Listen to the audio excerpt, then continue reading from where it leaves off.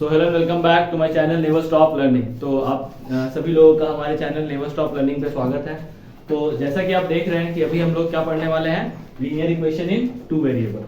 तो basically linear equation in two variable जो है ना, बहुत सारे पार्ट्स में डिवाइडेड है। ठीक है, तो एक एक करके हम सारे पार्ट्स को यहाँ पे क्या करेंगे, कवर करेंगे। तो सबसे पहला पार्ट जो आता है ना, वो क्या आता है आपका, graphical representation and system of equation, है ना।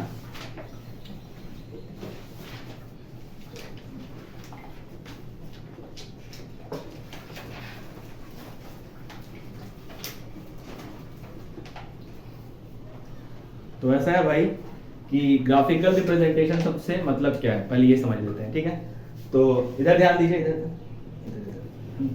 तो एकदम सारे लोग इधर की तरफ देखेंगे। ठीक है, तो ग्राफिकल रिप्रेजेंटेशन होता क्या है। तो सबसे पहले तो आपको समझना होगा कि लीनियर इक्वेशन क्या होता है। तो कोई भी सिस्टम ऑफ इक्वेशन जिसकी डिग्री कितनी होती है, 1 होती है, उसको हम लोग क्या बोलते हैं, लीनियर इक्वेशन कहते हैं। ठीक है, सपोज मान लो जैसे एक इक्वेशन है x plus y is equals to 2, तो ये लीनियर इक्वेशन कहलाएगा। क्यों कहलाएगा ये लीनियर इक्वेशन, क्योंकि इसका भी पावर 1 है, इसका भी पावर 1 है और यहाँ एक कांस्टेंट है। अच्छा, अब लीनियर इक्वेशन 1 वेरिएबल का भी होता है, और अभी जो हम लोग पढ़ रहे हैं वो कौन सा वेरिएबल है, 2 वेरिएबल। वेरिएबल शब्द का मतलब क्या है, वेरिएबल का मतलब होता है जो हर पर्टिकुलर पॉइंट पे जिसकी वैल्यू क्या कर रही होती है, वेरी कर रही होती है।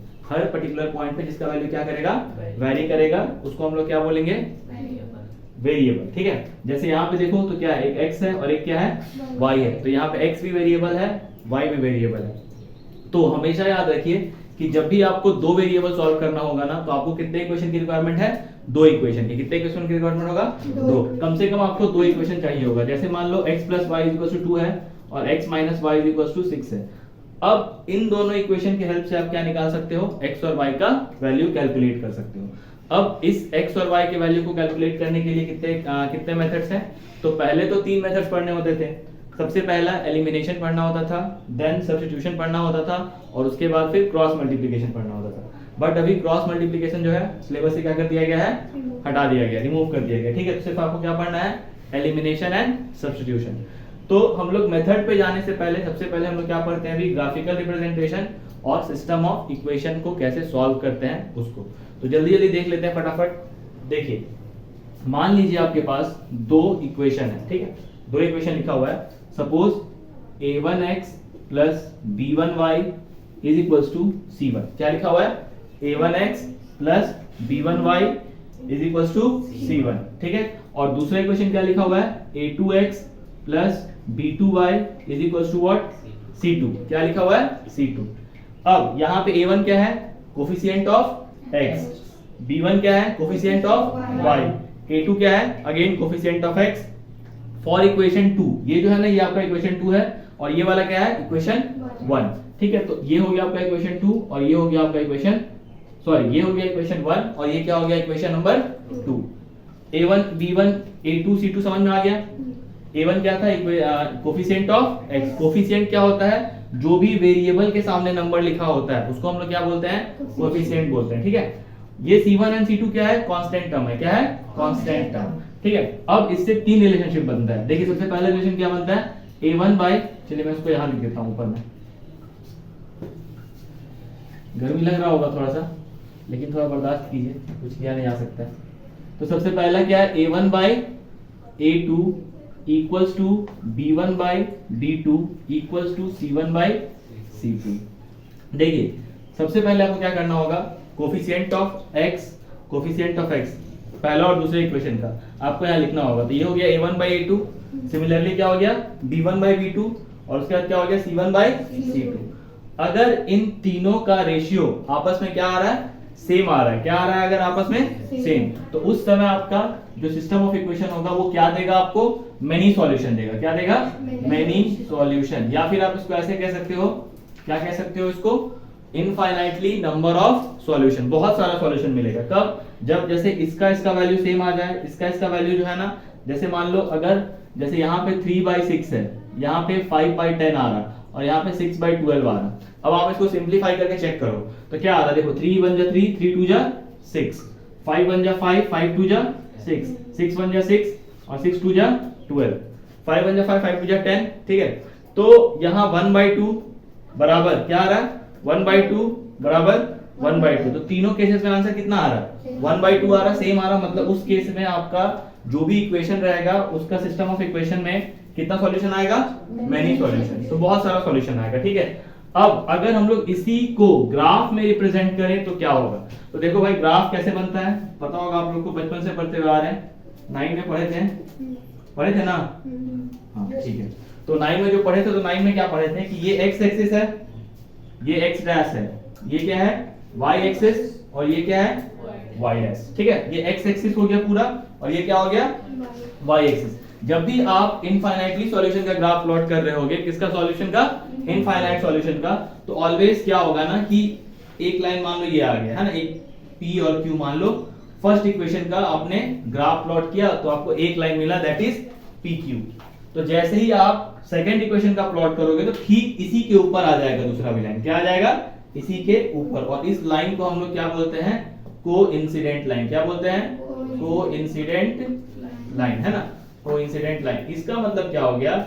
जैसे ये दो लाइन जो है PQ और मान लो एक और लाइन है AB, जो दोनों एक दूसरे के ऊपर क्या है? ओवरलैप्ड है, तो उसको हम लोग क्या बोलेंगे? कोइंसिडेंट। इसका मतलब क्या है? AB और PQ पर्टिकुलर हर पॉइंट पे क्या कर रहा है? एक दूसरे के साथ मीट कर रहा है। तो इसमें आपको पॉइंट अगर निकालने बोला जाए तो आप पॉइंट तो काउंट नहीं कर सकते हैं, क्योंकि क्या है? इसमें इनफाइनाइट नंबर ऑफ पॉइंट्स है। कितना नंबर ऑफ पॉइंट्स है? Infinite number of points. इसका मतलब इस केस में सॉल्यूशन क्या आ गया? Many solution. और ग्राफ ऑफ द इक्वेशन क्या हो जाएगा? Coincident line. चलिए, तो ये तीन चीज आपको पता चला कि सॉल्यूशन क्या बनेगा? मेनी सॉल्यूशन, और ग्राफ क्या बनेगा? Coincident line. अब इसका जो सिस्टम ऑफ इक्वेशन होगा वो क्या कहलाएगा? कंसिस्टेंट कहलाएगा। क्या कहलाएगा? कंसिस्टेंट। अच्छा, अब कंसिस्टेंट क्यों कहलाएगा? देखो, कोई भी system of equation, linear equation में कोई भी सिस्टम ऑफ इक्वेशन क्या होता है? कंसिस्टेंट कब होता है? जब उसका एक ना एक क्या होता है? सॉल्यूशन निकलता है। जैसे मान लो इसमें मेनी सॉल्यूशन है, मतलब बहुत सारा सॉल्यूशन है। अगर एक भी सॉल्यूशन निकल गया तो वो क्या बन जाएगा? आपका कंसिस्टेंट बन जाएगा। एक भी सॉल्यूशन निकल गया तो क्या बनेगा? कंसिस्टेंट। तो यहाँ पे तो बहुत सारा सॉल्यूशन है, मतलब एंड नंबर ऑफ सॉल्यूशन है, ठीक है। तो ये हो गया आपका पहला पार्ट। चलिए अब सेकंड पार्ट देखते हैं जल्दी से। मान लेते हैं आपके पास ये आ रहा है, ये हो गया फर्स्ट वाला पार्ट, ये second. A1 by A2 is not equal to B1 by B2। जब आप not equal to B1 by B2 बोल दिए ना, तो आपको आगे C1 by C2 को चेक नहीं करना होगा, ठीक है। तो सेकंड केस क्या है कि A1 by A2 का वैल्यू अगर B1 by B2 के वैल्यू के बराबर नहीं है, उस केस में क्या हो जाएगा? आपका system of equation unique solution हो जाएगा। क्या हो जाएगा? स्पेलिंग UNIQU, यही होता है ना? हाँ, यूनिक सॉल्यूशन, ठीक है। तो इस केस में यूनिक का मतलब एक सॉल्यूशन। क्या होता है? एक सॉल्यूशन। मतलब इसमें आपको x और y का जो वैल्यू मिलेगा ना, एक ही वैल्यू मिलेगा। कितना वैल्यू मिलेगा? एक। किस केस में? अगर A1 by A2 का वैल्यू B1 by B2 के बराबर नहीं है। मान लो A1 by A2 का वैल्यू आया तुम्हारा 1/2 और इसका वैल्यू आ गया 3/4, तो क्या ये दोनों आपस में इक्वल है? 1/2 क्या इक्वल है 3/4 के? नहीं इक्वल है। तो इसका मतलब क्या हो जाएगा? ये वैल्यू क्या देगा आपको? हमेशा यूनिक सॉल्यूशन देगा। यूनिक सॉल्यूशन का मतलब आपके पास x और y का कितना वैल्यू होगा? एक वैल्यू होगा, ठीक है। अब जब हम लोग इसका ग्राफ प्लॉट करेंगे ना, तो क्या आ जाएगा वो देख लेते हैं। देखिए सिंपल है, अगेन वही सेम चीज, x axis x dash, y axis y dash, ठीक है। तो जब आप यूनिक सॉल्यूशन का ग्राफ प्लॉट करोगे तो अगेन आपके पास दो इक्वेशन होगा। तो मान लो एक लाइन आप ऐसे खींचिए, ठीक है, और इसका नाम क्या दे दिए? PQ। क्या दे दिए? PQ। तो आप दूसरा लाइन जब आप उसका ड्रॉ करोगे ना, तो लाइन कैसा बनेगा? ऐसा बनेगा, समथिंग लाइक। मतलब इससे आपको क्या समझ में आ रहा है कि जो लाइंस है ग्राफिकल रिप्रेजेंटेशन में, लाइंस क्या कर रहा है? एक दूसरे को क्या कर रहा है? तो जोर से बोलो। हाँ, इंटरसेक्ट कर रहा है। क्या कर रहा है? इंटरसेक्ट। तो PQ और AB आपस में क्या कर रहा है? एक दूसरे को इंटरसेक्ट कर रहा है। तो मतलब अब अगर आपसे पूछा जाए कि यूनिक सॉल्यूशन में ग्राफिकल सॉल्यूशन क्या होता है, तो लाइंस आर इंटरसेक्टिंग। तो यहाँ पे क्या लिख लेंगे? Intersecting lines. तो पेनो खत्म हो गया, लो। इंटरसेक्टिंग लाइंस क्या हो जाएगा? ठीक है। तो ये आपका दूसरा चीज हो गया। और इस केस में भी सॉल्यूशन जो है ना, सिस्टम ऑफ सॉल्यूशन, वो क्या हो जाएगा? कंसिस्टेंट हो जाएगा। क्या हो जाएगा? कंसिस्टेंट। तो आपको तीन चीज मिला। क्या हो गया भैया? बड़ा हंसी यार, इधर ध्यान दीजिए। अरे इससे पहले हंसे नहीं थे क्या? चलिए ठीक है, we are not joking, we are reading. चलिए A1 by A2 not equal to B1 by B2 क्या मिल रहा है आपको? Unique solution. उसके बाद क्या मिल रहा है? Lines intersecting. और सिस्टम ऑफ इक्वेशन क्या है? कंसिस्टेंट। क्यों हुआ? क्योंकि मिनिमम एक सॉल्यूशन इसको यहाँ पे मिल रहा है। भाई नहीं है ना? हाँ तो समझो थोड़ा सा, ठीक है। तो कंसिस्टेंट में क्या हो जाएगा? कम से कम एक सॉल्यूशन का होना जरूरी है। अगर एक सॉल्यूशन है तो सिस्टम ऑफ इक्वेशन क्या है? कंसिस्टेंट है, लाइंस इंटरसेक्टिंग मिलेगा, और सॉल्यूशन क्या होगा? Unique solution. तो ये पहला केस, ये दूसरा केस। इन दोनों केसेस पे और भी एक और केस लिखेंगे, उस पे 3 मार्क्स का बोर्ड का क्वेश्चन आता है, फाइंड द वैल्यू ऑफ के। तो आप इसको बिल्कुल भी मजाक में नहीं लीजिए, ठीक है। आप लोग भी मजाक में मत लीजिएगा, है ना, बहुत इंपॉर्टेंट है। 3 मार्क्स का एक क्वेश्चन श्योर शॉट आता है, हर बार बोर्ड में आता है 3 मार्क्स का क्वेश्चन। तो और क्वेश्चन रहता है फाइंड द वैल्यू ऑफ के if the system of equation is infinitely solution और यूनिक सॉल्यूशन और नो सॉल्यूशन, ठीक है। तो जब क्वेश्चन आएगा तो हम लोग देखेंगे। तो आइए अब थर्ड नंबर देखते हैं फटाफट। लास्ट है ये, जल्दी से देख लेते हैं इसको। तो देखिए मान लीजिए तीसरा नंबर जो होगा वो क्या होगा? a1 by a2 equals to b1 by b2 not equal to c1 by c2। अगर ऐसा केस आ रहा है a1 by a2 जो है वो b1 by b2 के बराबर तो है, बट c1 by c2 के बराबर नहीं है, तो इस केस में क्या हो जाएगा? No solution. क्या हो जाएगा? No solution. मतलब एक भी सॉल्यूशन क्वेश्चन में नहीं निकलेगा। आप लोग के जो लीनियर इक्वेशन वाले चैप्टर में ये वाला एक केस है, आप अगर गौर से देखिएगा तो उस केसेस में इसमें इक्वेशन में क्या नहीं निकलेगा? वैल्यू जो होता है एक्स और वाई का वो वैल्यू नहीं निकलेगा, ठीक है। तो कब कौन सा केस कहलाएगा? ये नो सॉल्यूशन का केस कहलाएगा। और इसमें जो लाइंस बनेगा ना वो क्या बनेगा? पैरेलल लाइंस बनेगा। क्या बनेगा? Parallel lines. मतलब अगर आपके पास ऐसा ग्राफ दिया हुआ है, ग्राफ भी आ रहा है, टेढ़ा बन जा रहा है, चलो ठीक है। जैसे मान लो ये x है, ये y हो गया, ये x डैश और ये y डैश, तो ग्राफ ऐसा बनेगा। पैरेलल बने समझ में आता है ना आप लोग को? एग्जांपल क्या होता है पैरेलल लाइंस का? एक तो मस्त एग्जांपल दीजिए तो जल्दी से।